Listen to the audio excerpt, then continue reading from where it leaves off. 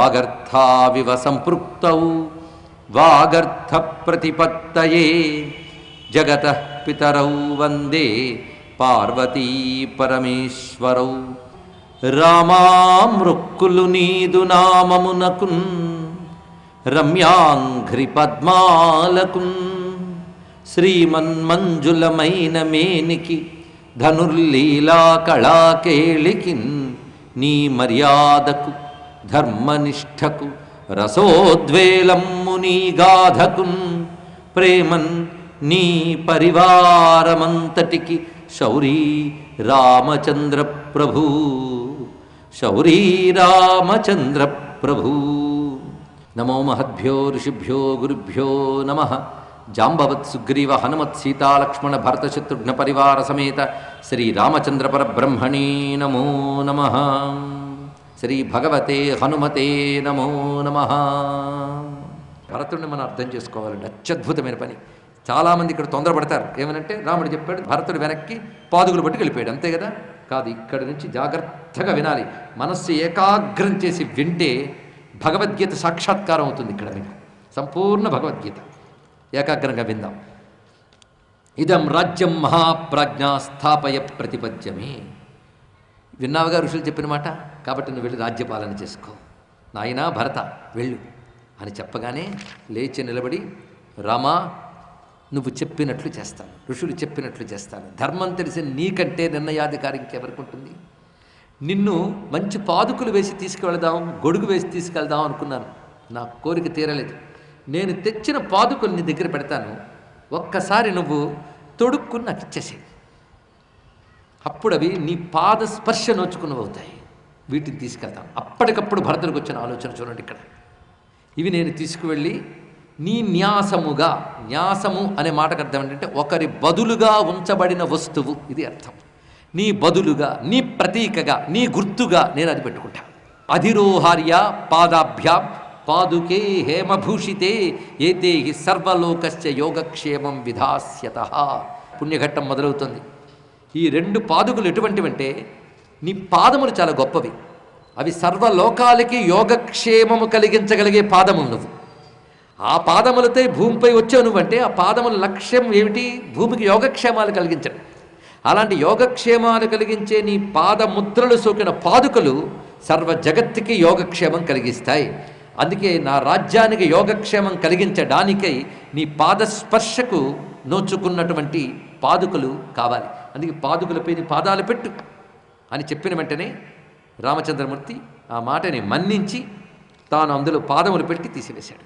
వెంటనే ఆ రెండు పాదుకలని ఒక్కసారి నెత్తి మీద పెట్టుకున్నాడు. మరి కింద పెట్టలేదండి. ఇక్కడ నెత్తి మీద పెట్టుకున్న బాష్పములు జాలువారుతూ ఉండగా అంటున్నాడు ఇక్కడ, భాగ్యవంతుడినైపోయాను నేను. ఇక్కడ సర్వలోకాల్ని పాలించగలిగే రామచంద్రమూర్తి పాదుకలు నా శిరస్సుపోయి ఉన్నాయి.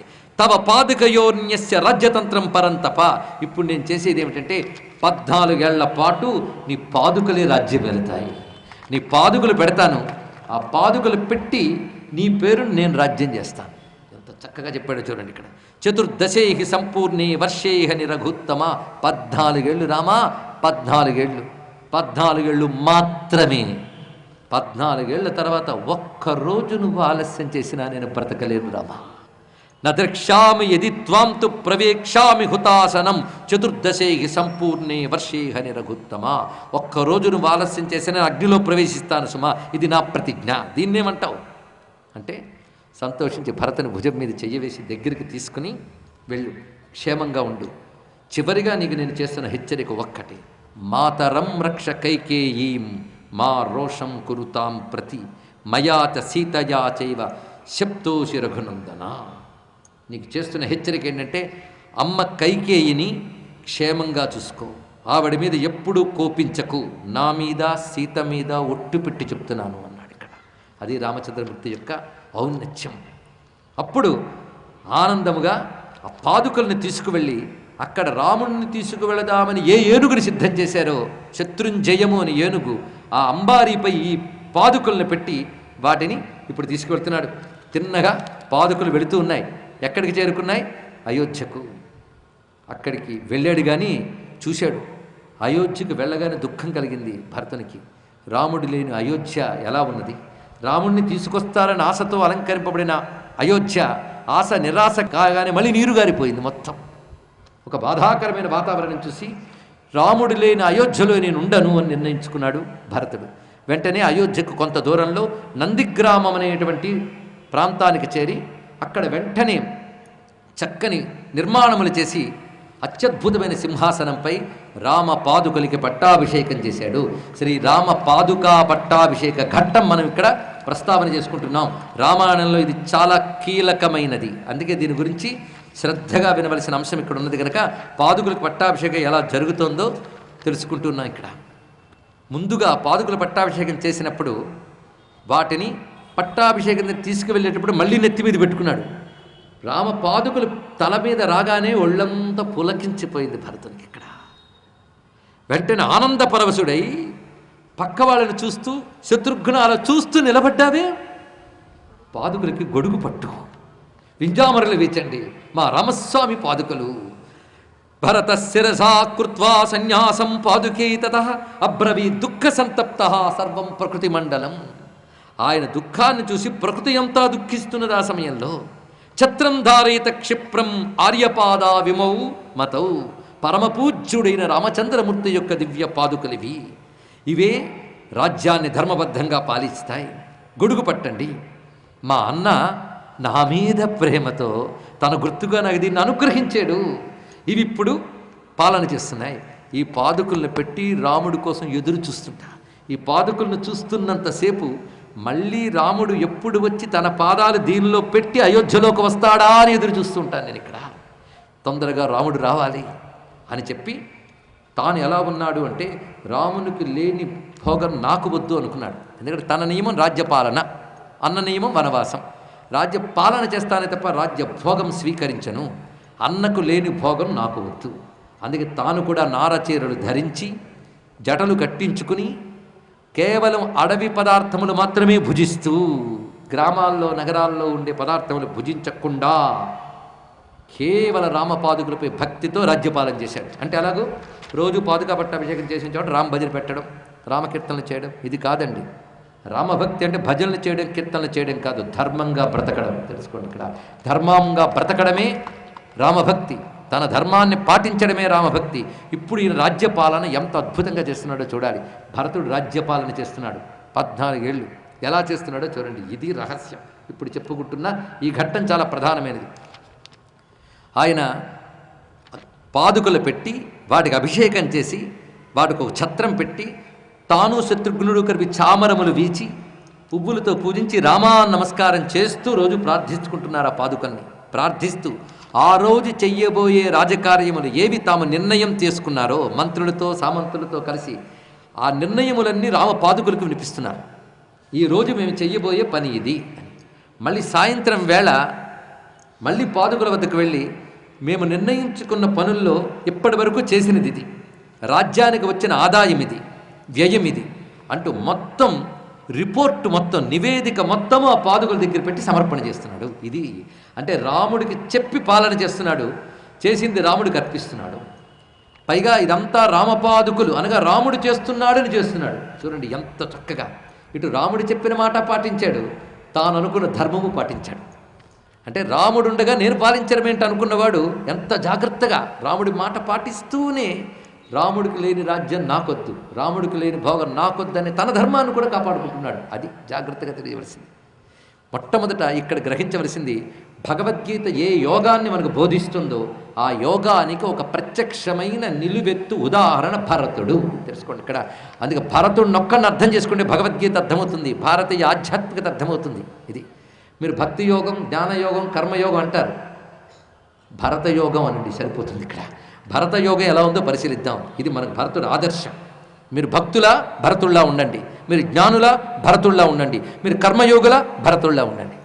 ఎలా ఉండాలో చూపిస్తున్నాడు. భరతుడు ఏ పని మానేశాడో చెప్పండి ఇక్కడ ముందు, అది ఆలోచించాలి. అందుకే ఇదొక్కటి ఏకాగ్రంగా వినండి అని ముందు నుంచి విన్నవించుకుంటున్నాం మీకు. భరతుడు ఏ పని మానేయలేదు, చాలా జాగ్రత్తగా చేస్తున్నాడు పని కూడా. ఎందుకంటే రాముడి పేరుతో చేస్తున్నాడు కనుక ఎక్కడైనా చెడు జరిగితే రాముడికి చెడు పేరు వస్తుంది. అందుకే ఎక్కడా చెడు జరగకుండా 1000 కళ్ళతో జాగ్రత్తగా పాలన చేస్తున్నాడు. పాలనలో లోపం లేదు. కానీ తాను చేస్తున్నానన్న అహంకారం లేదు, అంతా రాముడే చేయిస్తున్నాడు అనే భావం ఉన్నది. చేసిన పనంతా మళ్ళీ రామార్పణం చేస్తున్నాడు. ఇది చూడండి ఇక్కడ. దీనిని కర్మయోగము అంటారు, దీన్ని భక్తి యోగమును కూడా అంటారు. ఇది తెలుసుకోవాలి. కర్మ వేరు, కర్మయోగం వేరు. శాస్త్రం చెప్పిన ధర్మాన్ని పాటిస్తే కర్మ, అది మాత్రమే కర్మయోగం కాదండి. తెలుసుకోండి. శాస్త్రం చెప్పిన మంచి పని మీరు పాటిస్తూ చెడు చెయ్యకుండా ఉంటే దాన్ని కర్మ అంటారు. కర్మయోగము అంటే ఆ చేస్తున్న పని నేను చేస్తున్నాననే అహంకారం లేకుండా చేయాలి, దాని ఫలితాన్ని ఆశించకుండా చేయాలి. అయితే ఎలాగో ఫలితాన్ని ఆశించట్లేదు కానీ పిచ్చి పిచ్చిగా చేయకూడదు, పని జాగ్రత్తగా పని చేయాలి. కానీ నేను చేస్తున్న అహంకారం ఉండకూడదు, ఫలితం ఆశించకూడదు. ఇది చేయడం కష్టం కదా, అందుకే దాని కర్మయోగం అన్నారు. మహా కష్టం అది. సత్కర్మను ఆచరించడమే కష్టం, కర్మయోగం మరీ కష్టం. అహంకారం లేకుండా ఉంటే కానీ సాధ్యం కాదు. అలాంటిది కర్మయోగం. అంతేగాని కొంతమంది జపం ఉండదు, తపం ఉండదు, భక్తి ఉండదు, ఏమీ ఉండదు, 24 గంటలు డబ్బు సంపాదించడమే ప్రధానం. ఏమిటయ్యా ఎప్పుడు ఆధ్యాత్మికత ఏం లేవా అంటే నేను కర్మయోగంలో ఉన్నానండి అంటాడు. దాన్ని కర్మయోగం అనరు, తెలుసుకోండి. కర్మయోగం అంటారు. శుభ్రంగా తిరగడం కాదు కర్మయోగం. శాస్త్రము చెప్పిన నీదైన ధర్మాన్ని ఎట్టి పరిస్థితుల్లోనూ కష్టకాలంలో కూడా పాటిస్తే అది కర్మ. ఆ పాటించేది అహంకారం లేకుండా పాటిస్తూ భగవంతుడే నా చేత చేయిస్తున్నాడనే భావంతో చేసి జాగ్రత్తగా చేసి భగవంతుడికి అర్పించగలిగితే అది కర్మయోగం, అది భక్తి యోగం. రెండు కలిసిపోతాయి. ఇప్పుడు చూడండి ఇక్కడ ఫలాకాంక్ష లేకుండా అహంకారం లేకుండా చేస్తే కర్మయోగము, ఫలాన్ని ఈశ్వరార్పణ బుద్ధితో చేస్తూ చేయించేది భగవంతుడే అని చేస్తే భక్తి యోగము. ఇప్పుడు అర్థమైందా? నేను మాటి మాటికి చెప్తున్నాను అనుకోవద్దు, నాటుకోవడానికి మాటి మాటికి చెప్తున్నాను. కర్మ యోగం, భక్తి యోగం మూడింటికి తేడా తెలియాలి. రిపీట్ చేస్తున్నాను అనుకోవద్దు, శాస్త్రం నాటుకోవాలని చెప్తున్నాను ఇక్కడ.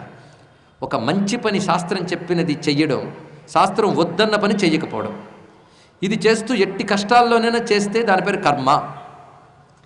ఈ చెయ్యడం కూడా అహంకారంతో చెయ్యకుండా ఫలాన్ని కోరుకోకుండా చేస్తే కర్మయోగం. మూడవది ఏమిటి అంటే అసలు అహంకారం ఎందుకు, చేయించేదంతా భగవంతుడే, చేసేదంతా భగవంతుడికే అని చెయ్యగలిగితే భక్తి. ఈ మూడు అంటే మూడవది కానీ మన దగ్గర ఉంటే అదే జ్ఞానం అవుతుంది, అదే ముక్తినిస్తుంది. ఇదొక్కటి చాలు.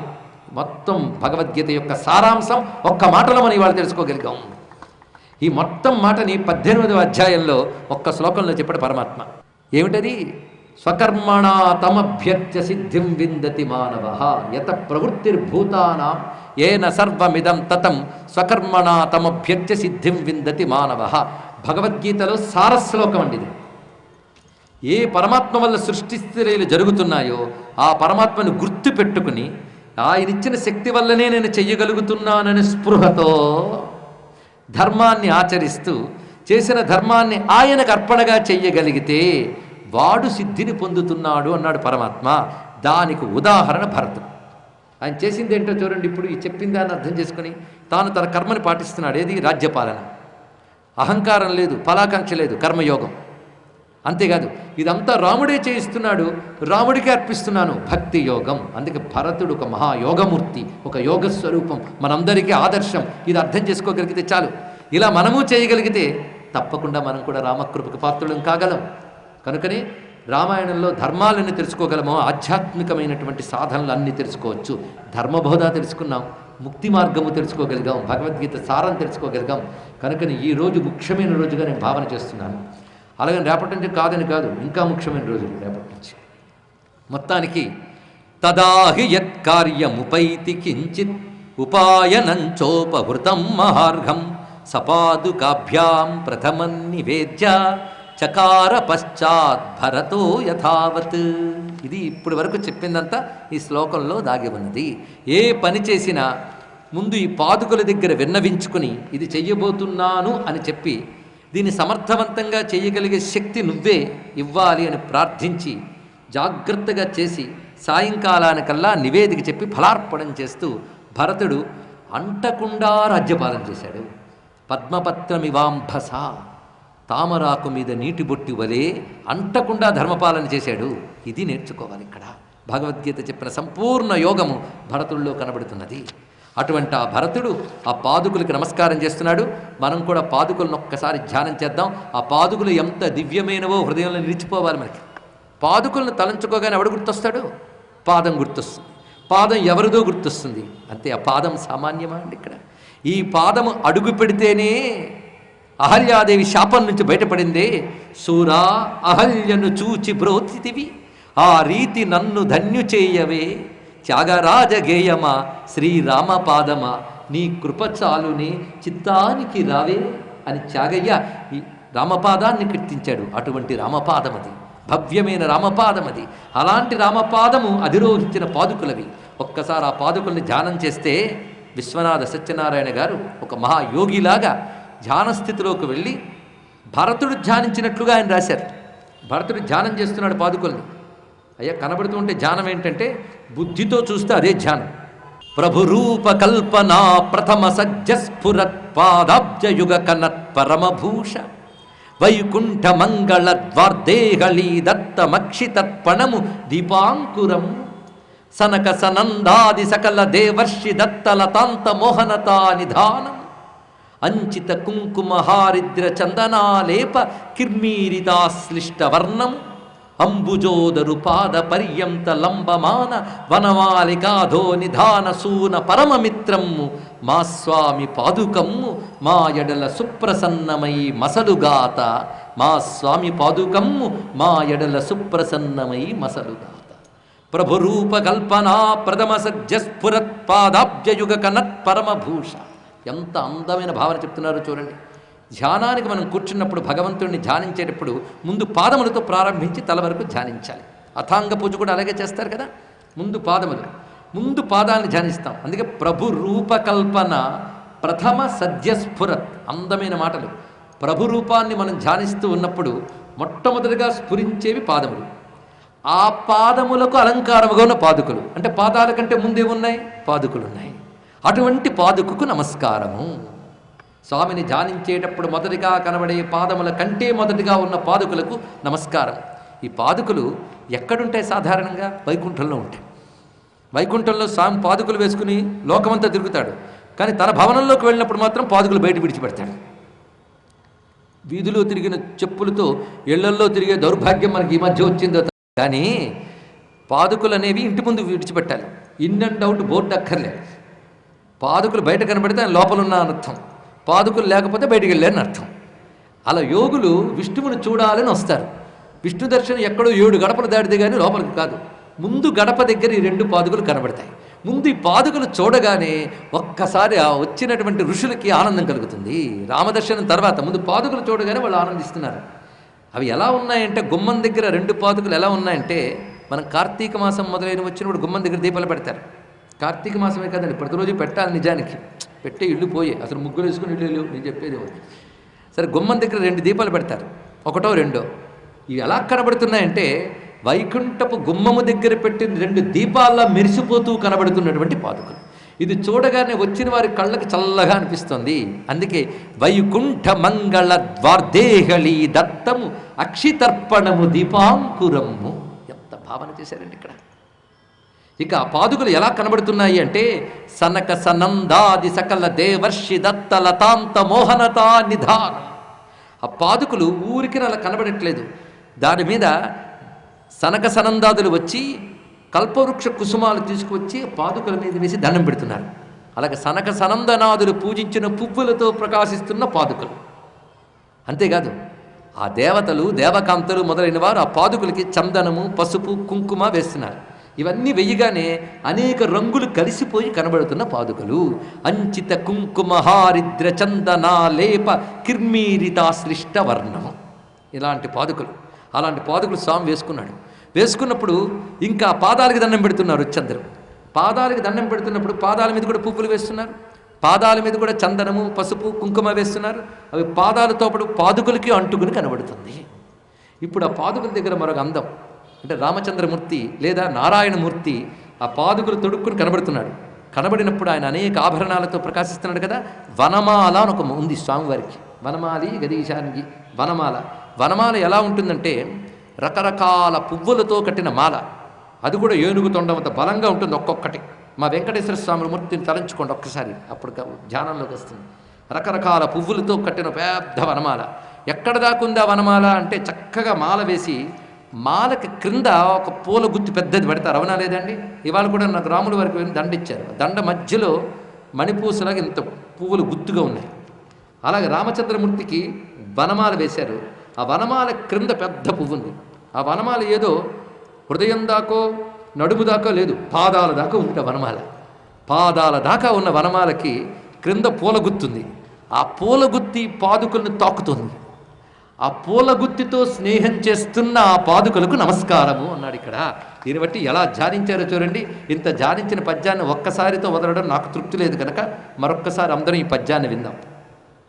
ప్రభు రూప కల్పనా ప్రథమ సజ్జస్ఫురత్ పాదాబ్జయుగ కనత్ పరమభూష వైకుంఠ మంగళ ద్వార్దేహళీ దత్తమక్షితర్పణము దీపాంకురము అంచిత కుంకుమ హారిద్ర చందనాలేప కిర్మీరితాశ్రిష్ట వర్ణము అంబుజోదర పాద పర్యంత లంబమాన వనమాలికాధో నిధాన సూన పరమమిత్రమ్ము మా స్వామి పాదుకమ్ము మాయడల సుప్రసన్నమై మసలుగాత.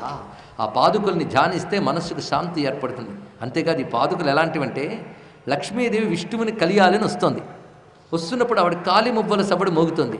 అరే లక్ష్మీదేవి వస్తుంది అని ఆయన కూడా పాదుకలు వేసుకు పెడుతున్నాడు. ఆ లక్ష్మీదేవి కాలి మువ్వల సవ్వడికి ఎదుర్కోలులా వెళుతున్న సవ్వడితో ఆ పాదుకలు ఉన్నాయి. కమలా మహాదేవి కాలి మంజీర మహీయస్వనమ్ములకెదురుకోలు బృందారకానేక వినమ చిరోమణి కోటీరముల శఠగోపమూర్తి. దేవతలు వెళ్ళి నమస్కారం చేస్తున్నప్పుడు పాదాలకి ముందు ఆ పాదాలకి పాదుకలు తగులుతూ శటకోపంలాగా అన్నారు. శటకోపం కూడా అంతేనండి, స్వామి పాదాలు పైన ఉంటాయి, శటకోపం తగులుతుంది. అలా ఇక్కడ స్వామి వేసుకున్న పాదుకలు దేవతల నెత్తికి తగిలి శటకోపంలా ప్రకాశిస్తున్నాయి. అద్భుతమైన మరొక భావం చెప్పారు. ఆ భావం మీద ఆశపడే ఇక్కడ చెప్పుకుంటున్నాం. మహిషితామణి హేమమయ చీరకృత పరిమార్జనా భోగ సామ్రాజ్యశాలి. ఈ పాదుకలు ఎలాంటివంటే ఎవరికీ దొరకని భోగం ఈ పాదుకలకు దొరికిందట. ఏమిటా భోగం అంటే, సాధారణంగా బూట్లు పాలిష్ చేసేవారు, చెప్పులు తుడిచేవాళ్ళు, పనివాళ్ళు ఉంటారు. కానీ రామ పాదుకలు మాత్రం ఎవరు పనివాళ్ళు తొడవట్లేదు. సీతమ్మ తాను కట్టుకున్న అందమైనటువంటి పట్టు చీర యొక్క పైటతో ఆ పాదుకలు తుడిచి రాముడి దగ్గర పెడుతుంది. ఇక్కడ జగన్మాత మహాలక్ష్మీదేవి యొక్క చీరతో తుడిచేటటువంటి భాగ్యానికి నోచుకున్నటువంటిది, మహాలక్ష్మి చీరతో తుడిచే భాగ్యానికి నోచుకున్నటువంటి గొప్ప పాదుకలివి. అందుకే మహిసుతామణి హేమమయ చీరకృత పరిమార్జనాభోగ సామ్రాజ్యశాలి పరమ వైకుంఠవాసి ఉపాహనము అకట మన్మనోదారిద్ర్యమనచుగాత. పరమ వైకుంఠవాసి ఉపాహనము అకట మన్మనోదారిద్ర్యమనచుగాత. వైకుంఠవాసి నా రామచంద్రమూర్తి యొక్క దివ్య పాదుకలు నా మనస్సులో ఉన్న దరిద్రాన్ని పోగొట్టుగాక, నా మనస్సులో ఉన్న అశాంతిని పోగొట్టుగాక, నాకు శాంతిని కలిగించుగాక, దేశానికి శాంతిని కలిగించుగాక, ధర్మాన్ని రక్షించుగాక, అందరికీ క్షేమాన్ని కలిగించుగాక అని ఆ రామపాదులకు నమస్కరిస్తూ, పట్టాభిషేకం చేసుకున్న రామపాదులకు నమస్కరిస్తూ స్వస్తి. జాంబవత్ సుగ్రీవ హనుమత్ సీతాలక్ష్మణ భరత శత్రుఘ్న పరివార సమేత శ్రీ రామచంద్ర పరబ్రహ్మకి, శ్రీ రామచంద్ర పరబ్రహ్మకి.